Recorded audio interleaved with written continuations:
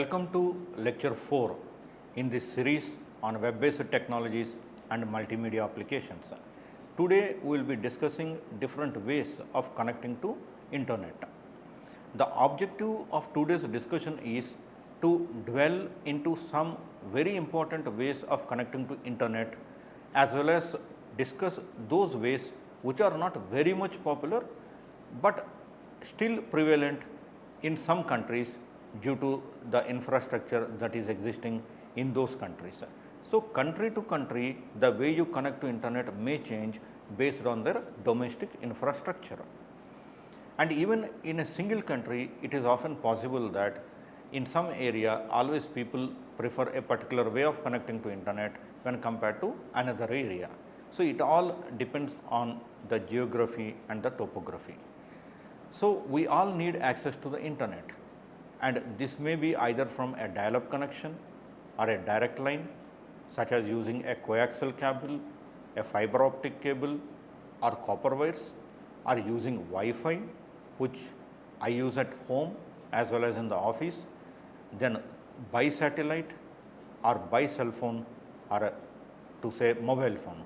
So, whatever I mentioned earlier, long back, maybe a few decades back, I used to access internet using the dial-up connection. At that time, I had a phone, a landline. From there is a connection to the computer and we use a modem. So, when I am accessing internet, I cannot use my telephone, and the charges are that it is as if I am using my phone while speaking to somebody. So, my bills used to be the charges for calls, but not on the internet usage. Later, I started using the Wi-Fi. Now, I am using Wi-Fi, but using a FTTH, that is fiber to the home, and in office also I use Wi-Fi, and whenever I go out I use the mobile phone's internet connection by using the mobile data. So, an individual himself is using different ways to connect to internet, but then there are many other ways to access internet. So, we will be discussing each of them. Initially, the two primary methods of accessing the internet were through a direct connection, allowing users of local area networks to go online through their school or workplace systems, and dial-up connections through a modem and a phone line. We will discuss these methods in detail. There are two popular ways of accessing the internet. One is wide broadband access, the other is wireless broadband access. So, the most important thing is wired and wireless. What are the advantages of wired and what are the advantages of wireless? Of course, the advantage of wireless is that you can just move with your device in a fixed range, and your device will catch up the signal and you can access internet from your device.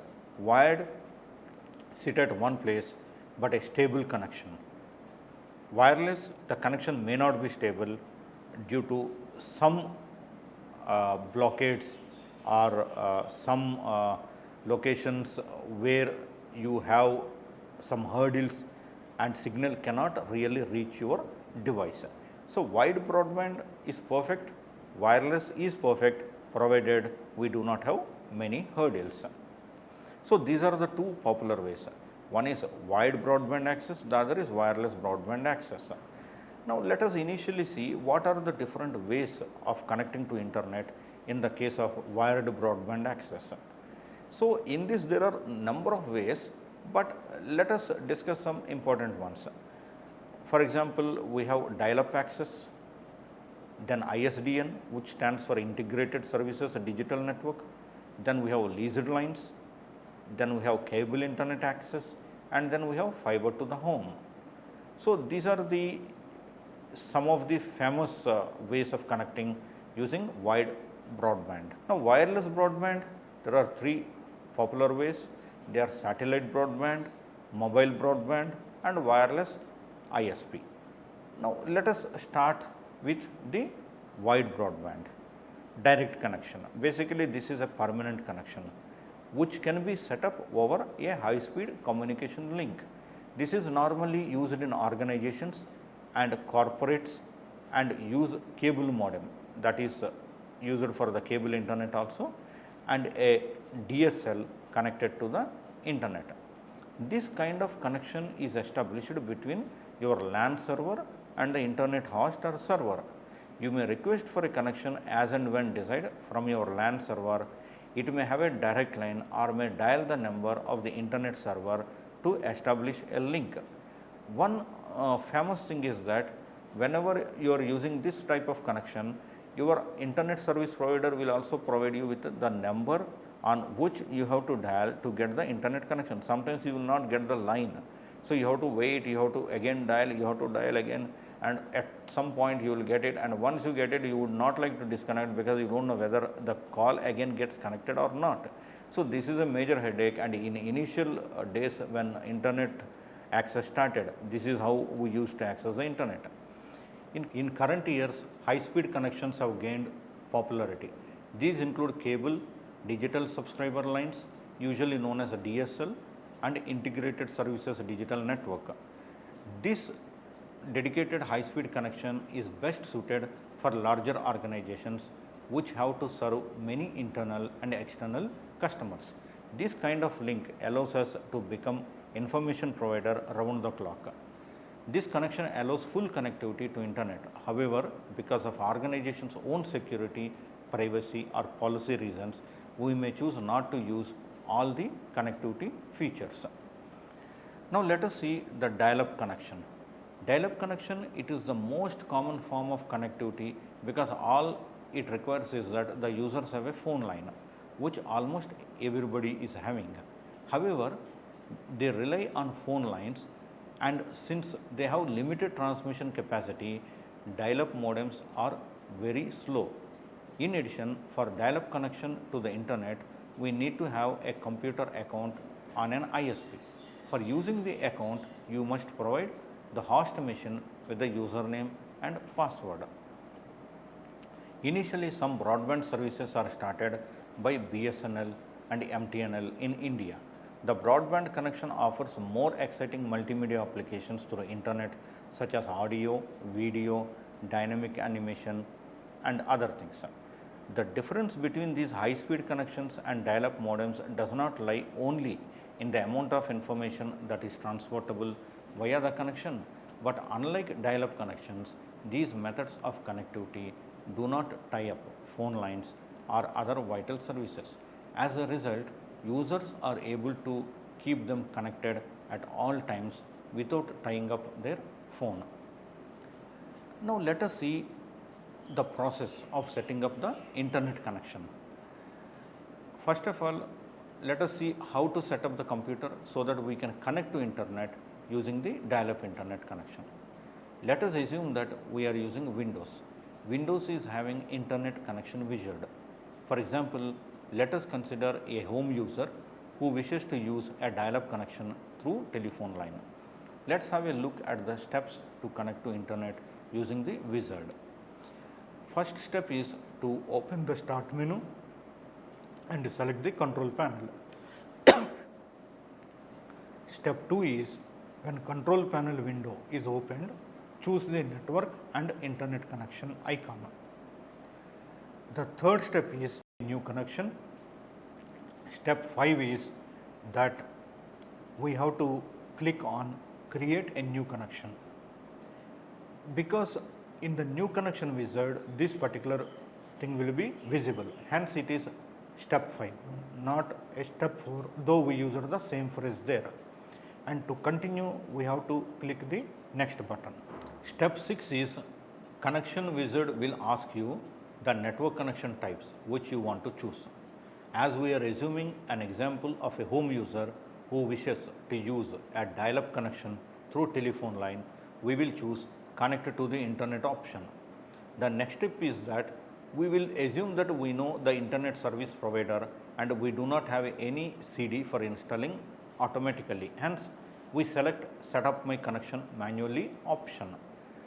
And then the next step says that we are using a dial-up modem, hence we have to select the appropriate option from the given options.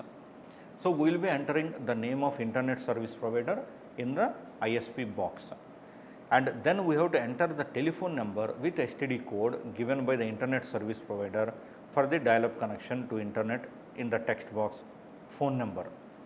Once we do that, we will be entering our username and password into the provided boxes, and then we will click the next button to continue. We must confirm our password in the confirm password box. Then we have to click the check box to add a shortcut to this connection to the desktop, and then click the finish button.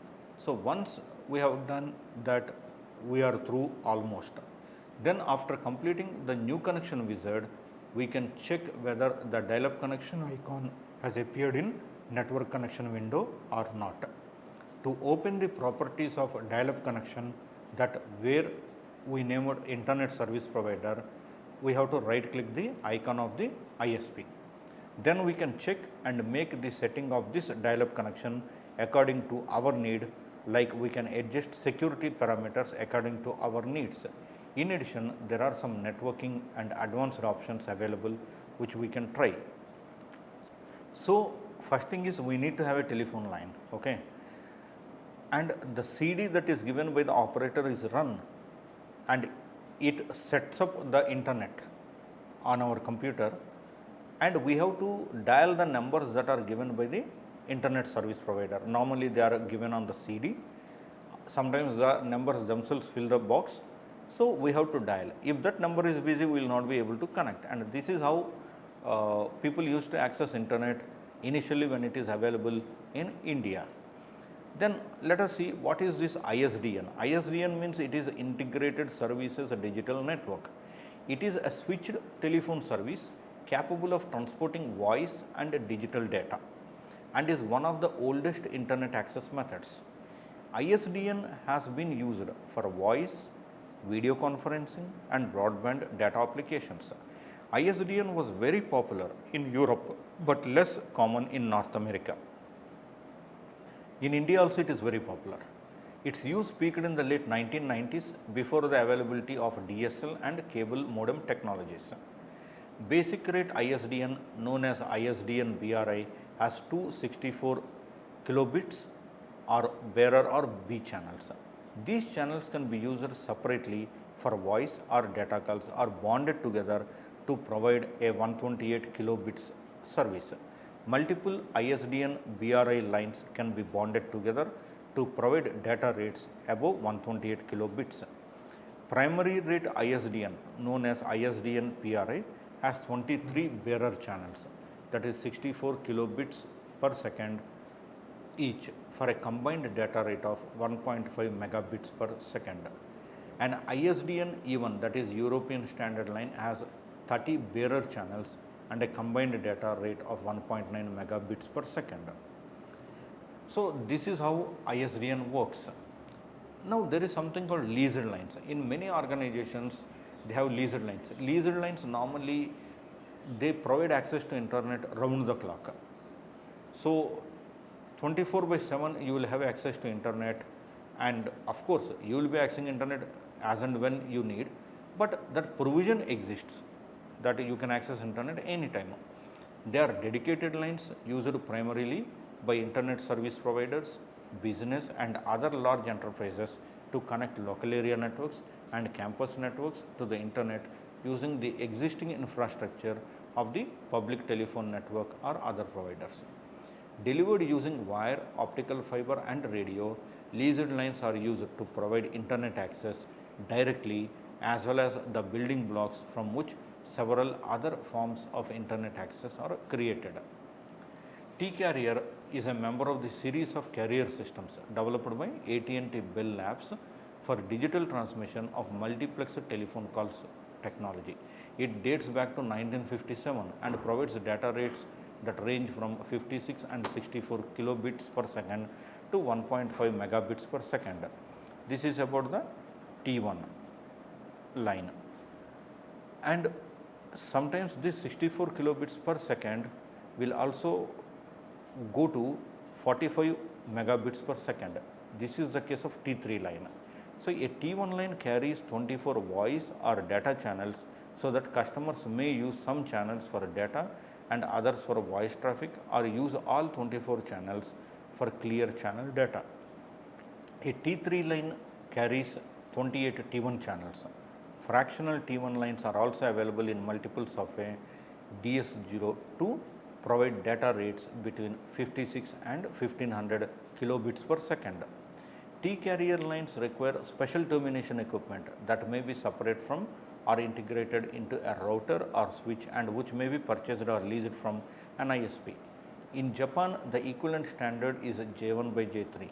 In Europe, a slightly different standard, E-carrier, a member of the series of carrier systems developed for digital transmission of many simultaneous telephone calls by time division multiplexing, and provides 32 user channels at 64 kilobits per second on an E1 and 512 user channels or 61 or 16 E1s on an E3.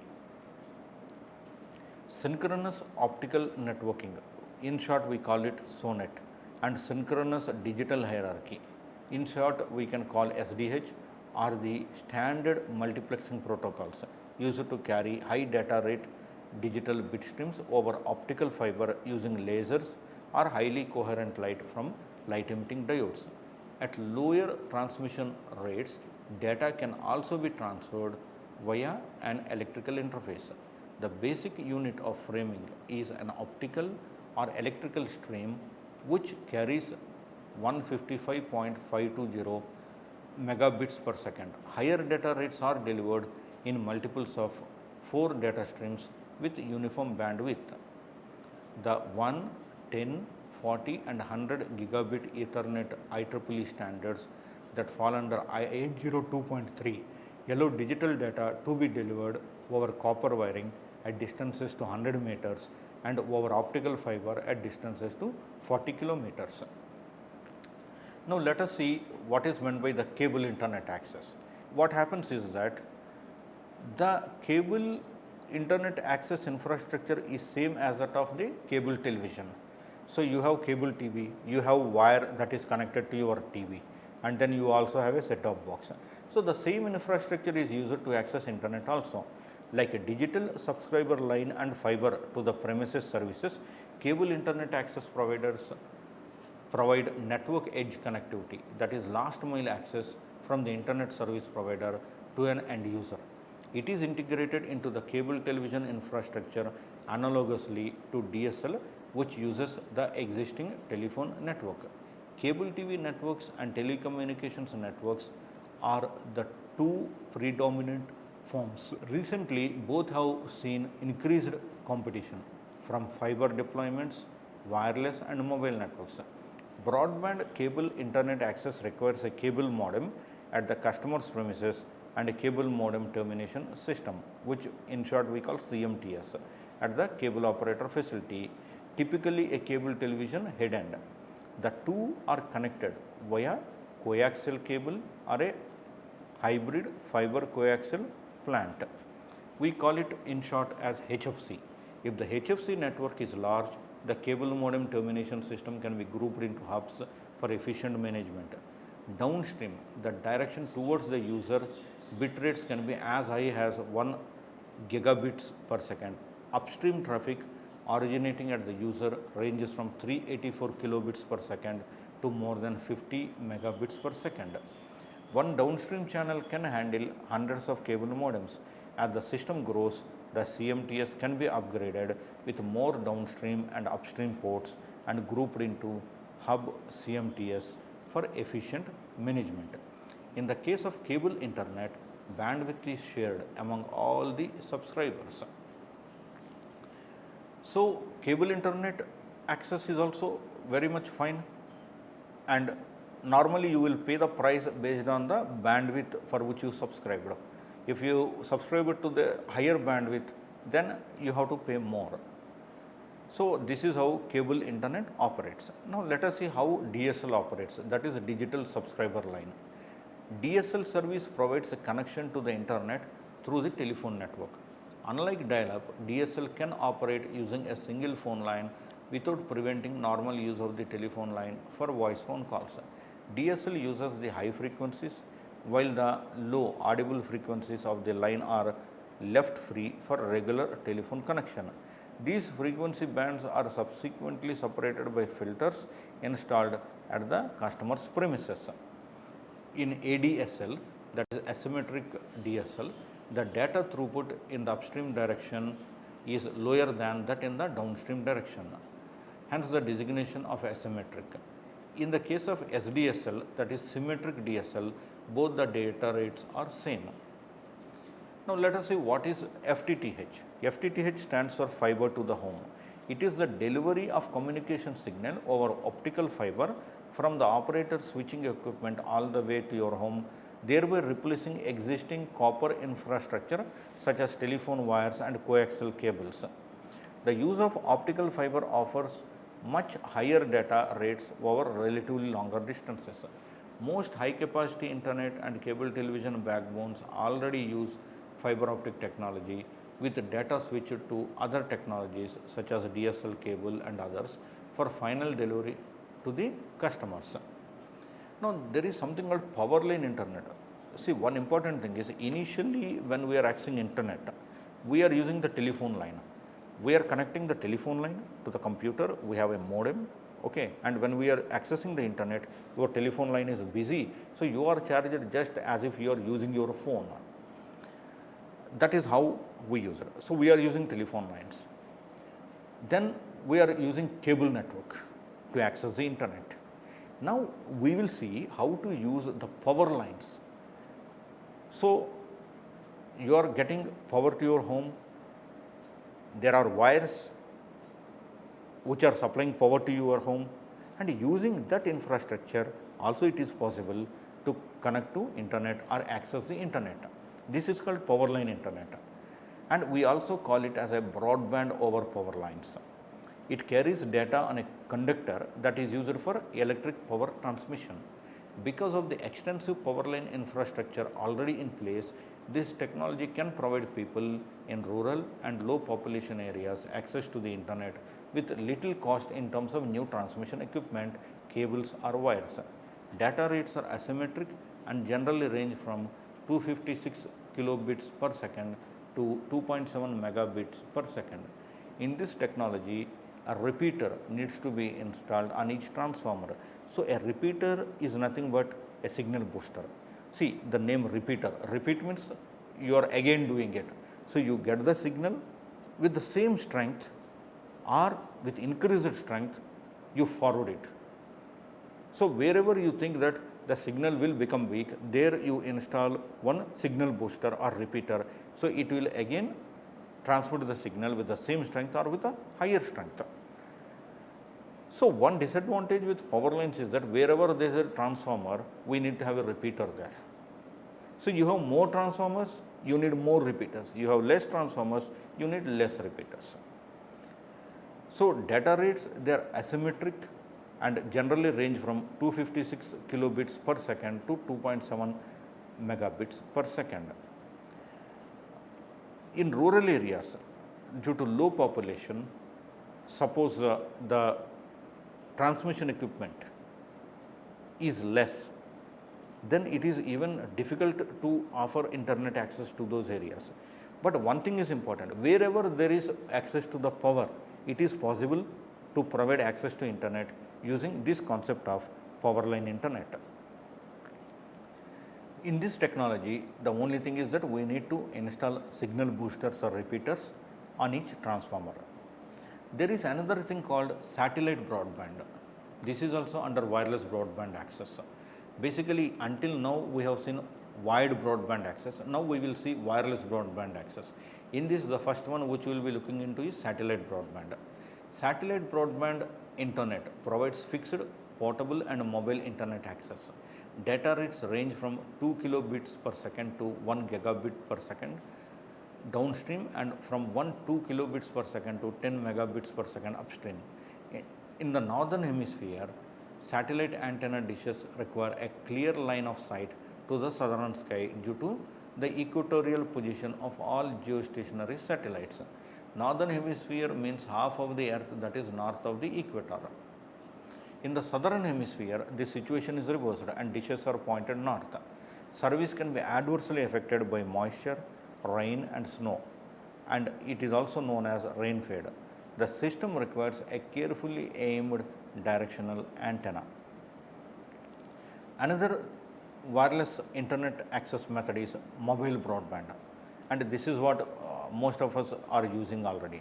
Mobile broadband, or we can also call it as wireless internet access, it is delivered through mobile phone towers to computers, mobile phones and other digital devices using portable modems. Some mobile services allow more than one device to be connected to the internet using a single cellular connection using a process called tethering. The modem may be built into laptop computers, tablets, mobile phones and other devices, added to some devices using PC cards, USB modems and USB sticks or dongles or separate wireless modems can be used. So, by using all these things, we can access the mobile broadband. So, there are different ways with which we can connect to internet using wide access. There are different ways of connecting to internet using wireless access. What I suggest to you is that try to find out some ways of accessing internet which are not covered in today's discussion. And in case you have any doubts or questions, please feel free to email to me. I have also given you some references. Thank you very much for joining.